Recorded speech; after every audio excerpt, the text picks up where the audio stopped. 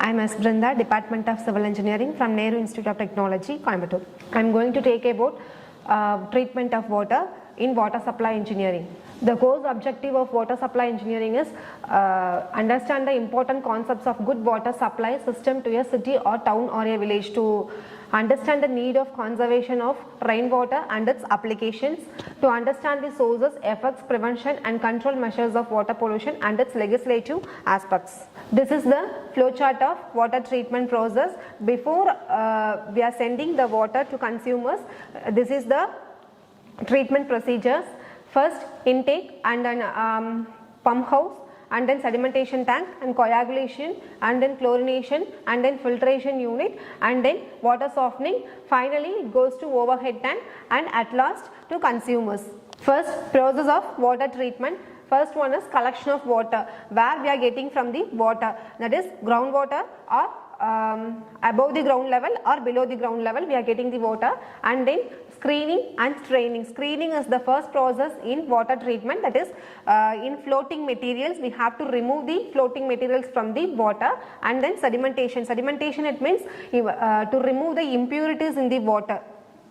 And next, filtration. After sedimentation, filtration have to done, and then coagulation. Coagulation means have to add some coagulants like aluminum chloride or sulfuric acid, have to remove the impurities and hardness, and then water softening. After coagulation process, we are going for water softening, and then overhead tank, and then consumers. Next, disinfection of water. In disinfection of water, normally we are getting water from the sources.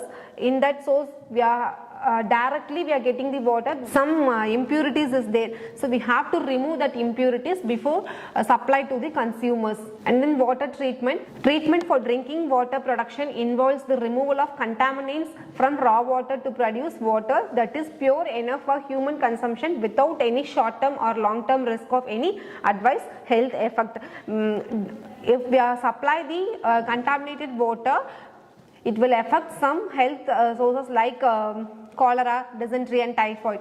It will affect the human persons. Substances that are removed during the process of drinking water treatment include suspended solids, bacteria, algae, virus, fungi and minerals such as iron and manganese.